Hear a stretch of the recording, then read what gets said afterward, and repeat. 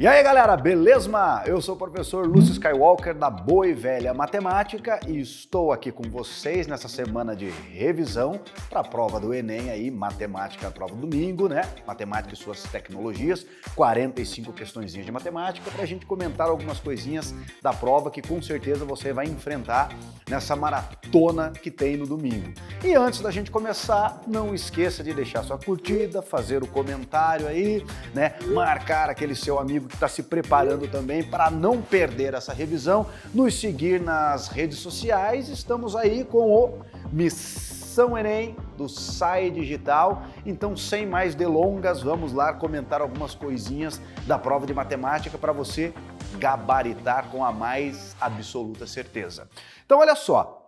Primeira coisa que eu gostaria de comentar com vocês é a respeito de função. Obviamente, você já enfrentou aí alguns vestibulares ao longo do ano e você sabe que função é uma questão que é com certeza conteúdo de qualquer vestibular na face da Terra. Mas em particular eu escolhi um tópico de funçãozinha aqui para comentar com vocês, que é a função afim, né? Função afim eles gostam muito de fazer ali com um gráfico, com tabela, né? Para a gente trabalhar. Então, a funçãozinha afim, a primeira coisa que nós vamos lembrar algumas situações. Então o que você não pode esquecer em hipótese alguma? A função afim, graficamente, nós temos uma reta não paralela aos eixos coordenados. E a principal característica da função afim é ela ter uma taxa de crescimento ou uma taxa de decrescimento constante. Essa taxa de crescimento nós chamamos de coeficiente de inclinação da reta, o nosso bom e velho coeficiente angular. Então o que você tem que fazer? Você tem que dominar muito bem o jeito de calcular o coeficiente angular, essa taxa de variação que a reta tem. Então aqui, ó, vem comigo bonitinho aqui, vamos, opa, deixa eu voltar aqui, cadê? Aqui embaixo.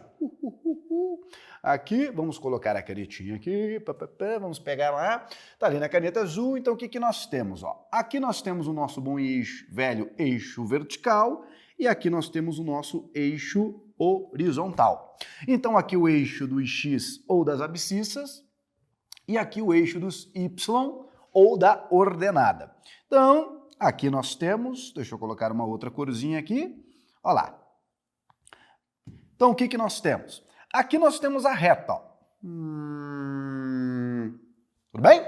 Nós sabemos que essa reta, ela possui infinitos pontos. Para descobrir o coeficiente angular, você necessita de 2 pontos. Então vamos supor que nós conheçamos aqui, ó, 2 pontos quaisquer dessa reta aqui. Um ponto A e um ponto B. Esse ponto A e o ponto B têm coordenadas, ele tem um valor para x e um valor para y, tanto para A quanto para B. Então vamos escrever assim, ó, o ponto A, ele tem coordenadas xa e ya, e o ponto B, ele tem coordenadas xb e yb. Nossa, professor, está saindo tinta do seu dedo? É, você viu? Então, ó, o que nós temos? Como que a gente calcula o coeficiente angular? O coeficiente angular aqui, ó, bonitinho, nós temos esse ângulo aqui, ó, esse ângulo alfa.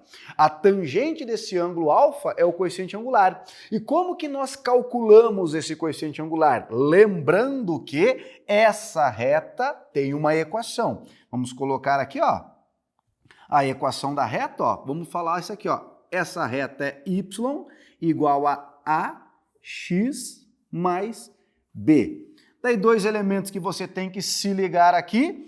Esse a é o que a gente vai calcular ali, o coeficiente angular, ó. Então como que nós determinamos o coeficiente angular? O valor do a, o coeficiente de x, é uma taxa de variação. Então nós fazemos aqui, ó, a diferença entre as coordenadas verticais, ó, a diferença do y, dividido pela diferença do x. Isso aqui é o coeficiente angular da reta. Então, ó, se você tem o coeficiente angular da reta, você só precisa de mais um ponto para você calcular. E perceba que nós temos 2 pontos aqui. Então, você pode escolher um deles para poder chegar nessa equação. Um outro detalhe importante é a gente dar aqui, ó, analisar esse elemento aqui, ó. Lembra o B? Esse B é o valor aonde a reta intersecta o eixo Y. Aqui. Esse é o valor, esse ponto é quando o x for zero. E quando o x for zero, a gente anula essa parte e fica com o valor do B. Então são dois bisuzinhos aí, ó, importantes para você. O coeficiente angular e aqui o coeficiente linear, onde ela corta o eixo Y. Beleza? Reta, taxa de variação constante. Então, sabendo o Dilson, vamos pegar aqui um Enem, uma prova, questãozinha do Enem do ano passado, ó, essa questãozinha aqui, que fala justamente sobre essa função afim.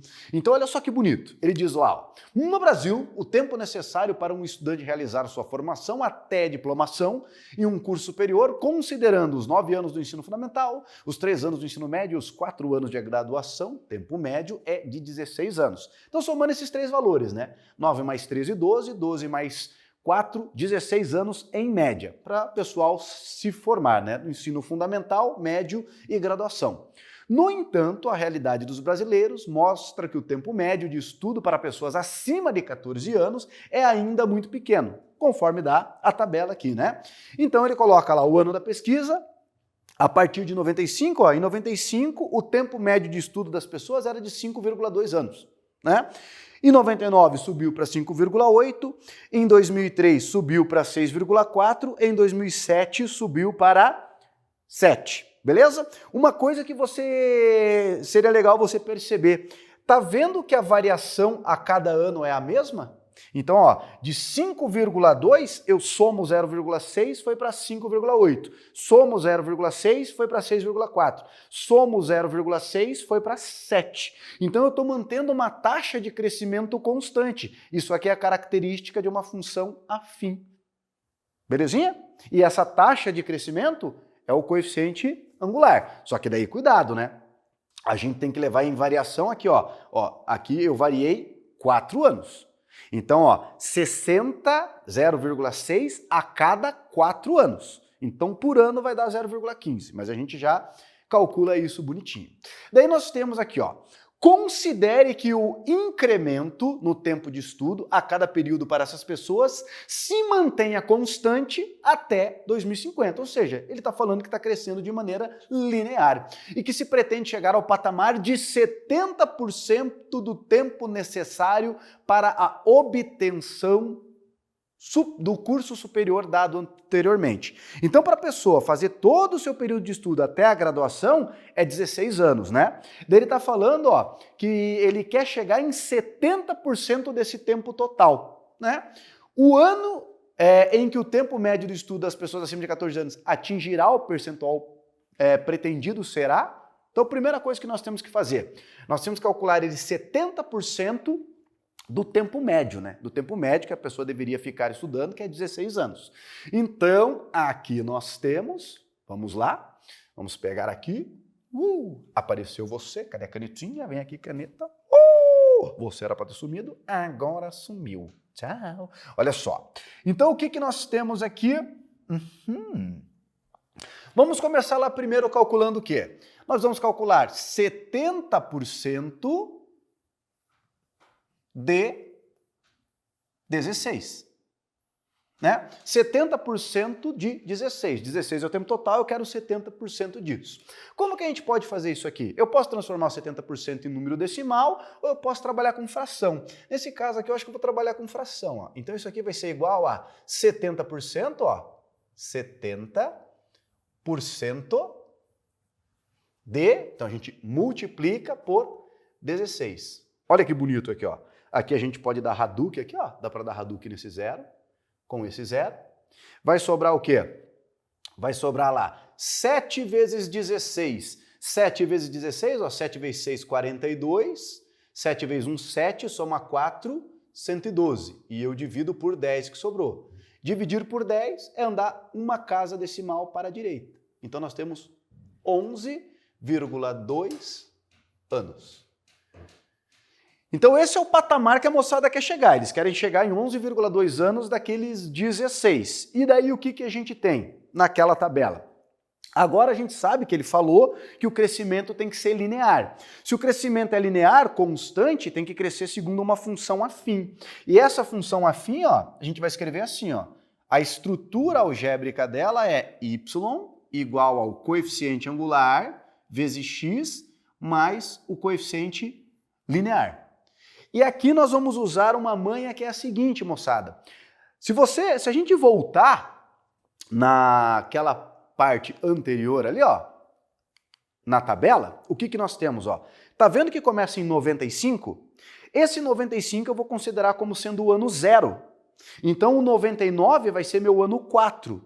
Em 95 eu tinha 5,2, em 99 eu tinha 0,8. É 5,8. Eu vou usar esses dois valores, beleza? Então vamos voltar lá. Deixa eu pegar aqui, voltar com as nossas coisinhas. Tá aqui. Então, o que nós temos? Vamos montar a tabelinha, ó. Então, eu estou considerando, ó, x e aqui o y. Então, x igual a 0. No ano 0, 95, nós tínhamos um valor igual a 5,2. Em 99, 4 anos depois, 5,8. Então, aqui são os dois pontos que a gente precisa para calcular o coeficiente angular. Deixa eu mudar a corzinha aqui, ó. Então, para calcular aquele coeficiente angular, e um detalhe. Tá vendo que aqui o x é 0? Então, o que a gente já sabe de grátis? A gente já sabe que para x igual a 0, nós temos o valor do termo independente, ó. Se eu trocar o x por 0, ó, a vezes 0, 0 é igual ao y, 5,2. Então, a gente já sabe que o b, nesse caso aqui, vale quanto? 5,2. Então, o nosso problema é só descobrir a taxa de variação, só descobrir o coeficiente angular. Então, vamos lá, ó. Então, quem que vai ser o coeficiente angular? O coeficiente angular vai ser igual a diferença das coordenadas de y, ó, 5,8. Oh, meu Deus, clonou aqui. Então, aqui, ó, 5,8 menos 5,2. Tudo Wilson dividido pela variação do x, ó. X, 4 menos 0. Então, quanto que vai dar isso aqui, ó? 0,6 dividido por 4. 0,6 dividido por 4, acreditem em mim, vai ser igual a 0,15. Essa é a taxa de variação. Então, basicamente, ó, o exercício para a gente acabou, porque eu descobri a função agora. A função vai ser igual a quem? Coeficiente angular, 0,15, vezes x, mais o coeficiente linear, que é onde começou tudo, 5,2. Então, você pode interpretar esse exercício assim, ó. Começou com 5,2 a média de estudo. A cada ano, ela vai aumentando 0,15. Isso que o coeficiente angular quer dizer. Então, o que ele quer agora? Ele quer saber quando que o tempo, ó, quando que o y vai ser igual a 11,2. Vamos substituir? Vou colocar lá. Pegar o verdinho aqui. Então, ó, y é igual a 11,2 igual a 0,15 x mais 5,2. 11 tira 5,2 vai ficar 6. 6 igual a 0,15 x. Então o x vai ser igual a quanto? O x vai ser igual a 6 dividido por 0,15. 600 dividido por 15, isso aqui, ó, vai dar 40. Beleza? Então vai ser daqui a 40 anos. Essa não é a resposta, ele quer saber qual é o ano. Então o x é igual a 40. Em que ano que começou essa brincadeira? Essa brincadeira começou no ano de 1995. 1995, se eu somar 40 anos, vai dar em que ano? 2035. Essa é a resposta que o nosso querido examinador busca, né? Se você voltar lá, alternativa número D, 2035. Beleza? Questãozinha bem bacana aí de função afim, tá? Aqui, apareceu de novo para você, joinha, se você quiser printar a tela, bonitinho. Então, vamos apagar e vamos embora para o próximo tópico aqui. Então, kids, olha só que bonito. O que nós temos agora? Permutação. Ano passado, na prova do Enem, análise combinatória também. Todo ano tem análise combinatória e probabilidade, pelo menos umas 4 questões aí você encontra envolvendo análise combinatória e probabilidade. Ano passado, caíram 2 questões de permutação. Permutação sempre foi e sempre será um conceito muito cobrado nas provas. E eu sempre digo, e é legal você se ligar nisso, ó, eu sempre falo para a moçada, quer entender bem análise combinatória, você tem que entender 2 conceitos. Quais são os 2 conceitos? Princípio fundamental da contagem e permutação. Porque é a permutação que vai dar aquela ideia do desprezo da ordem, de você entender que trocar elementos entre si de lugar pode alterar o resultado ou não, né? Que daí você vai ter aquela diferenciação entre fazer o arranjo ou fazer a combinação. Mas a permutação em particular aqui, o que nós temos aqui na permutação? Então a permutação... Opa, vai querer escrever sem tinta então, professor? É isso? Ah, muito bem. Então agora aqui, ó, permutação de N elementos. Quando você visualizar esse símbolo, ou você estiver trabalhando com permutação, o que você tem que imaginar? A permutação de N elementos, imagine um conjunto que tem uma quantidade de elementos distintos. Quando você vai fazer todas as ordenações possíveis desses elementos, né? Quando você vai fazer todas as ordenações, colocar todos esses elementos em ordem, a quantidade de maneiras de você fazer isso é apenas o fatorial do número N. Isso aqui que é permutação de N, beleza? E o que acontece? Pode ser que você trabalhe, que é o caso que a gente vai fazer nesse exercício aqui, ó, com permutação com elementos repetidos, que daí vai entrar aquela ideia do desprezo da ordem, ó. Então imagine que você tem lá um conjunto com N elementos. Você vai fazer todas as trocas possíveis de lugar. De quantas maneiras você faz isso?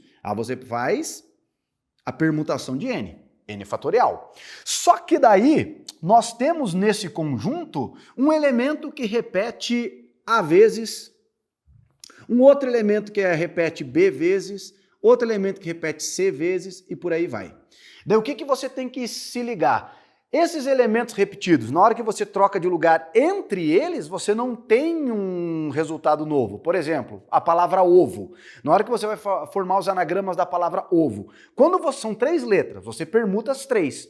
Só que dessas 3 letras eu tenho 2 Os repetidos. Trocar os 2 Os de lugar entre si não te dá um resultado novo, não te dá uma ordenação nova. Então o que você tem que fazer? Tem que pegar o total e dividir pela permutação dos elementos que são repetidos. E assim sucessivamente. Beleza? Então um conceitozinho bem bacana aqui, permutação com elementos repetidos, que aqui dá a ideia do desprezo da ordem. Beleza? Então, vamos brincar com esse exercício aqui. Né? Ele fala aqui, ó, nos livros de Harry Potter, um anagrama do nome do personagem Tom Marvolo Riddle, Tom Riddle, né? O Tom Riddle, né? Gerou a frase I'm Lord Voldemort. I'm Lord Voldemort. Bonito isso aqui, né? Então Tom Riddle, né, é o Voldemort lá da série Harry Potter, né? Tanto até que teve uma vez que eles iam num baile à fantasia, tava todo mundo se fantasiando, daí o Dumbledore, ele perguntou pro Tom Riddle, né? Tom, como é que você vai no baile à fantasia hoje, né? Ele falou, eu vou de morte.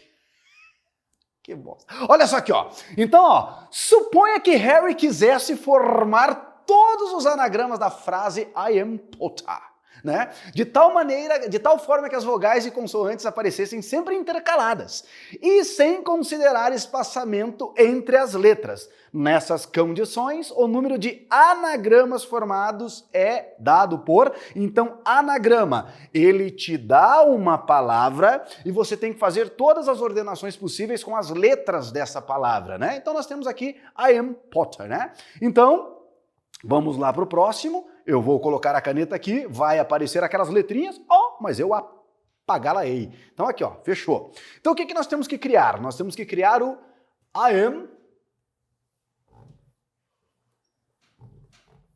Voldemort. Não, I am Potter, né? Eu fiquei com Voldemort na cabeça. Entendi, professor, Voldemort, né? Ele vai de... entendi. Ó, I am Potter. É isso aqui. Só que nós temos um caso. Ele não quer só usar anagramas da palavra I am Potter.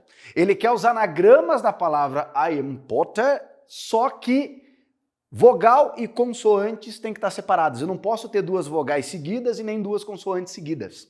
Elas não podem ocupar posições adjacentes. Daí o que que tem? Aqui nós temos um negócio chamado princípio da casa dos pombos.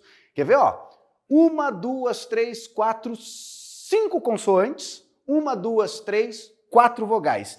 Eu tenho 5 consoantes e 4 vogais. Elas têm que ficar intercaladas, tem que ser vogal, consoante, vogal, consoante, vogal, consoante, ou consoante, vogal, consoante, vogal. O que que acontece? Como eu tenho 5 consoantes e 4 vogais, necessariamente a gente tem que começar com consoante. Não pode começar com vogal. Porque nós temos aqui 9 espaços. E se a gente tem 9 espaços e começar com vogal, eu vou ter que distribuir 3 vogais nas outras 8 posições e eu tenho 5 consoantes. Automaticamente eu vou ficar com 2 consoantes encavaladas, juntas, né? Adjacentes. Então, necessariamente, nós vamos ter que fazer isso aqui, ó. Começar com consoante. Então, ó, M, daí P, T, T, R. E daí, nós vamos ter aqui uma vogal I, A, O, E. Então, isso aqui é um anagrama possível. Beleza? Então, as consoantes ocupam as posições ímpares, 1, 3, 5, 7, 9, e as vogais ocupam as posições pares, 2, 4, 6 e 8. Fixadas nessas posições, o que que a gente faz? Permuta entre elas. Então nós vamos fazer o quê? Nós vamos permutar as 5 consoantes. Só que nessas 5 consoantes repetem 2 T's. Princípio multiplicativo, nós vamos permutar as 4 vogais. Na permutação das vogais, não existe vogal repetida. Então, isso aqui vai nos dar o seguinte resultado. Ó. Isso aqui, nós temos o seguinte resultado. Permutação de 5 com repetição de 2. 5 fatorial dividido por 2 fatorial, vezes permutação das 4 vogais. 4 fatorial. Então, aqui nós vamos ter, ó, isso aqui é 5 fatorial dividido por 2 vezes 4 fatorial. O Enem tem muito essa mania de não desenvolver o valor dos fatoriais, eles deixarem assim, ou na forma de permutação, assim, do jeito que está mesmo, né, com a formulazinha, ou assim, 5 fatorial sobre 2, no caso aqui 120, né, 120 dividido por 2, 60, 60 vezes 24, que é o 4 fatorial. Mas a resposta é essa aqui, ó, 5 fatorial sobre 2 vezes 4 fatorial. E se você der um bizu nas alternativas lá, ó, alternativa número E. Belezinha? Joia? 4 fatorial vezes 5 fatorial sobre 2. Tá? Isso tá aí. Bonito, né? Bonito, bonito, bonito. Então, ó, análise combinatória, certeza você vai encarar uma questãozinha referente a isso aí. É bom você ficar muito, muito, muito ligado. Então, vamos apagar aqui e vamos lá para o nosso próximo tópico. O nosso próximo tópico, exponencial. Sempre que a gente fala de exponencial, né, automaticamente isso aqui está linkada com a parte de logaritmo. Então, o que que nós temos aqui para lembrar da parte de exponencial? Então, ó, aqui eu já gostaria de colocar a seguinte situação, ó. Número A elevado a x é igual ao número B. Então, ó, basicamente, o que que a gente faz? Uma equação exponencial, como ela é uma função injetora, o que que a gente tem que fazer? Eu tenho que tentar reduzir as duas potências aqui à mesma base, né? Se eu consigo reduzir as duas potências à mesma base, eu posso concluir que os expoentes são iguais. Ah, professor, como assim? Ó, um exemplo bem tranquilão. Se eu sei que 2 elevado a x é igual a 8, automaticamente 2 elevado a x, ó, 8 é uma potência de base 2. Então, eu posso escrever essa criança aqui como sendo 2 ao cubo. 2 elevado a x igual a 2 ao cubo. Ó. Bases iguais, expoentes iguais. Então, o único valor de x que satisfaz isso aqui, ó, é x igual a 3. Beleza? Aqui. Vou apagar esse fantasminha aqui. Fechou. Só que nem sempre vai ser possível a gente reduzir a potência de mesma base. Daí o que que a gente faz? A gente utiliza o bom e velho logaritmo. Então, quando a gente tem, por exemplo, aqui, ó, um número A igual a um número B, satisfeitas as condições de existência, a base é maior do que zero, né? Esse A e B são números maiores do que zero, diferentes de 1. Eu posso dizer que isso aqui implica no logaritmo do número A ser igual ao logaritmo do número B, né? Opa, deixa eu só, aqui eu coloquei um A maiúsculo. Então aqui foi logaritmo do A, logaritmo do B. Aqui na base que você quiser, ó. Vou escolher aqui uma base N qualquer. Beleza? C somente C. Vale a vida, a volta também. Então, se log de A é igual a log de B, A e B também são iguais. Tá? Então, vamos tentar aplicar essas coisinhas aqui, ó, num exercício de função exponencial que ele acaba virando uma equação exponencial e a gente até usa um pouquinho de logaritmo para resolver esse exercício. Então, deixa eu apagar isso e vamos lá. Ó, enquanto um ser está vivo, a quantidade de carbono 14 nele existente não se altera. Quando ele morre, essa quantidade vai diminuindo. Sabe-se que a meia-vida do carbono 14 é de 5.730 anos, ou seja, num fóssil de um organismo que morreu há 5.730 anos, haverá metade do carbono 14 que existia quando ele estava vivo, né? A datação pelo carbono 14, né? Assim, cientistas e arqueólogos usam a seguinte fórmula para saber a idade de um fóssil encontrado. Tá? Essa formulazinha simpática aqui, ó. Q de T igual a Q0 vezes 2 elevado a menos T sobre 5.730. Em que T é o tempo medido em ano e Q de T é a quantidade de carbono 14 medida no instante T e Q0 é a quantidade de carbono 14 no ser vivo correspondente. Um grupo de arqueólogos, numa de suas expedições, encontrou 5 fósseis de espécies conhecidas e mediram a quantidade de carbono 14 nela existente. Na tabela temos alguns valores juntamente com a quantidade de carbono 14 nas espécies vivas. Então tá aí, ó. Fóssil, quantidade de carbono 14 inicialmente, quantidade depois de um certo tempo. Ele quer saber qual é o fóssil mais antigo encontrado nessa expedição. Beleza? Então o que a gente vai fazer? Então vamos lá.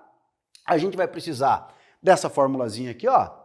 Q de T, Q0 vezes 2 elevado a menos T sobre 5.730. Vamos precisar dessa formulazinha aqui. Então, vamos lá. Para tinta. Então nós temos lá a formulazinha aqui, ó. Q de T igual a Q0, que multiplica 2 elevado a menos T sobre 5.730. Agora, o que a gente vai fazer? A gente quer saber qual que é o tempo maior para isso aí, né? Então, nós temos aqui, ó, Q de T sobre Q0 é igual a 2 elevado a menos T sobre 5.730. Agora, olha só que coisa mais linda do mundo aqui, ó. Tá vendo que o expoente é negativo? Expoente negativo significa que a gente está trabalhando com o inverso da base, né? Eu estou trabalhando com o inverso da base. Então, o que eu vou fazer, ó? Vou dar mais alguns passos aqui, mas a gente poderia fazer isso aqui de maneira direta. Mas eu tenho isso aqui, ó. Q de T igual a sobre Q0 igual, ó, expoente negativo. Né? O que a gente faz? Olha para a base, inverte a base e troca o sinal do expoente. Opa! Fiquei com o que na cabeça? Com o que você ficou na cabeça, professor? Fiquei com o quê? Com o quê? Com o quê? Com o quê? Ó. Aqui, 5.730. Fechou? Agora, o que eu posso fazer? Ó? Eu posso inverter de novo, ó, só que os dois lados. Eu vou inverter os dois lados aqui. Ó. Então, eu vou ficar com isso aqui. Ó. Q0 sobre QT é igual a 2 elevado a T sobre 5.730. Aí nós vamos usar aquela propriedadezinha, aquela consequência da definição de logaritmo, tá vendo? Eu tenho esse número igual a esse número, né? A gente pode usar logaritmo dos dois lados, a gente pode usar o logaritmozinho dos dois lados, ou você pode pensar em fazer também o seguinte, ó. Aqui é questão de gosto, ó. Você tá vendo que você tem o Q0 e o QT? Tá vendo que você tem o Q0 e o QT, ó? E lá você achou uma relação que envolve Q0 e QT. Tá vendo aqui, ó? Você pode dividir esses valores e transformar aqui em potência de base 2. Então você pode fazer lá, por exemplo, já vou direto para a fonte aqui, ó. Aqui, eu já vou pegar esse valor aqui, ó, o 256 para o Q0 e o 8 para o QT. Beleza? Então o que nós vamos ter aqui? Nós vamos ter a seguinte situação, ó. Então nós vamos ter lá, ó, Q0 igual a 256 e o QT igual a 8. Substitui lá, ó, Q0, 256, dividido por 8, igual a 2 elevado a T sobre 5.730. 256 dividido por 8, ó. Isso aqui é 2 à oitava dividido por 2 ao cubo. Isso aqui vai dar 32. Isso aqui vai dar 2 à quinta, ó. 2 à quinta igual a 2 elevado a T sobre 5.730. Viu? Bases iguais, expoentes iguais. Então a gente descobre que T sobre 5.730 é igual a 5. Então qual que é o valor do T aqui? O valor do T é igual a 5 vezes 0, 0, 5 vezes 3, 15, vai 1, 5 vezes 7, 35, com 1, 36, vão 3. Olha que bonito. 28.650 anos. Esse aqui é o valor do tempo para o fóssil 2. Essa é a resposta. Você teria que fazer isso com todas. Mas na hora que você chega nisso aqui, ó, você consegue observar que o maior valor que a gente obtém é dividindo 256 por 8, né? Que é o que vai dar o 32. Os outros valores dão valores menores do que 32. Então, automaticamente, o fóssil 2 é aquele que vai te dar, que é o fóssil mais antigo, aquele que está há mais tempo no mercado aí. Belezinha? Tranquilo? Então, bacana, questãozinha de exponencial. E, óbvio, para não faltar, né? Se a gente fala de exponencial, a gente fala também do bom e velho, vamos tirar aqui,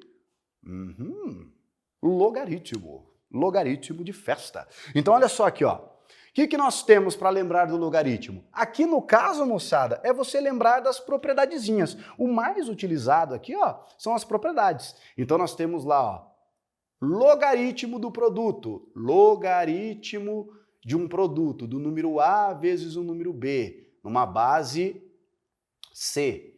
Isso aqui, logaritmo do produto vira a soma dos logaritmos. Então isso aqui vira log de C, mas tá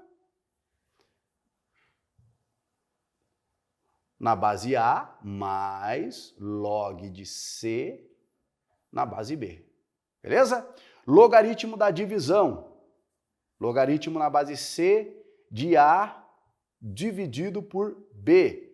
Isso aqui é log de A na base C menos log de B na base C. E o que eu mais gosto, se eu fosse propriedade de logaritmo, seria essa aqui, que é o logaritmo da potência, ó. Logaritmo na base C de A elevado a B. Regrinha do tombo, né? Esse número B, ele passa para frente multiplicando o logaritmo. B vezes logaritmo na base C do A. Dificilmente você faz uma questão de logaritmo que você não tenha que utilizar uma dessas três propriedades. Logaritmo do produto, soma de logaritmos, ou então um logaritmo só virando soma de vários, né? Ou a soma de vários logaritmos, todos de mesma base, virando um logaritmo só. Logaritmo da divisão, subtração de logaritmos e vice-versa, e aqui o logaritmo da potência, que é decorrência do logaritmo do produto. Então, vamos apagar aqui, pan. E aqui é basicamente aplicar a propriedade, né? Ele fala ali que a lei de Zipf, batizada com o nome do linguista americano George Zipf, é uma lei empírica que relaciona a frequência de uma palavra em um dado texto com o seu ranking. Ela é dada por, aqui ó, a frequência é um número A dividido por R elevado a B. O ranking da palavra é a sua posição ao ordenar as palavras por ordem de frequência, ou seja, para a palavra mais frequente, para o número 1, acho que faltou o número 1 aqui, para a segunda palavra mais frequente e assim sucessivamente. A e B são constantes positivas, com base nos valores de x igual a log de R e y igual a log de F, é possível estimar os valores de A e B. No caso hipotético em que a lei é verificada exatamente, a relação entre x e y é, olha só que bonito aqui, ó. Relação entre x e y. Uma questãozinha dessa é bacana ela ter na prova, porque ó, pelas alternativas ela já te influencia você fazer a próxima, né? Você nem perde tempo fazer isso aqui. Fala, cara, essas alternativas já são assim, imagina a questão. Mas aqui não tem nada de muito absurdo, não. O que a gente tem que fazer? Ó? A gente tem essa relação. E a gente sabe que o x é o log de R e o y é o log de F. Então a gente vai ter que aplicar logaritmo nessa situaçãozinha aí.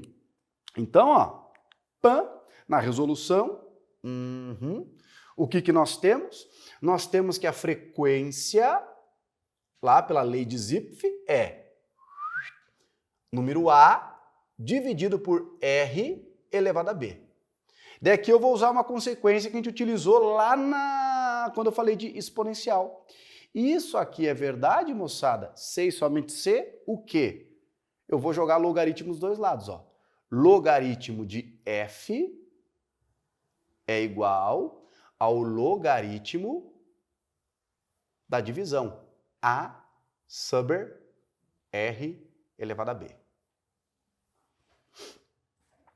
Agora fechou, agora vamos usar as propriedades. Ó. Tá vendo que do lado direito aqui, ó, do lado direito nós já temos uma divisão? Então o que eu posso dizer? Eu posso dizer que o log de F vai ser igual a quem? O log de F é logaritmo da divisão, subtração dos logaritmos. Log de A menos log de R elevado a B.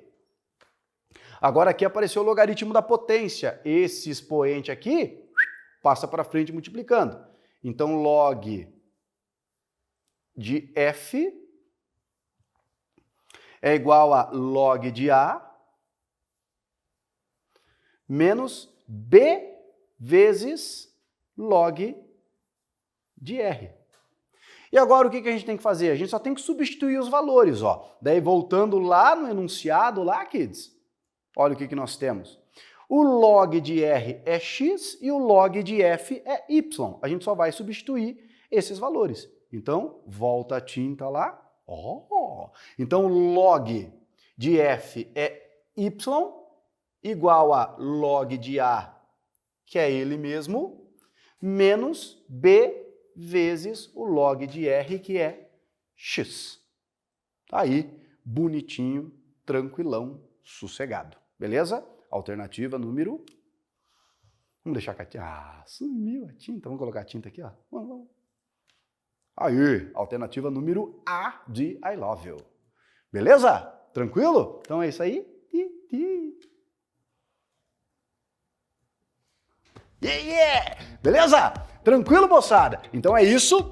Mais uma vez, não deixem de compartilhar, aproveitar essa semana maravilhosa de revisão que você está tendo aí para a prova de domingo, né? Provinha de matemática, 45 questões, 1/4 da nota total do Enem depende disso aqui, moçada. Gabarito isso aí que é só felicidade na sua vida, tá? Compartilha, comenta com seus amigos, siga a gente nas redes sociais, faça isso aí bombar, chegar ao maior número de pessoas possíveis, tá? Para vocês mandarem muito bem na prova do Enem.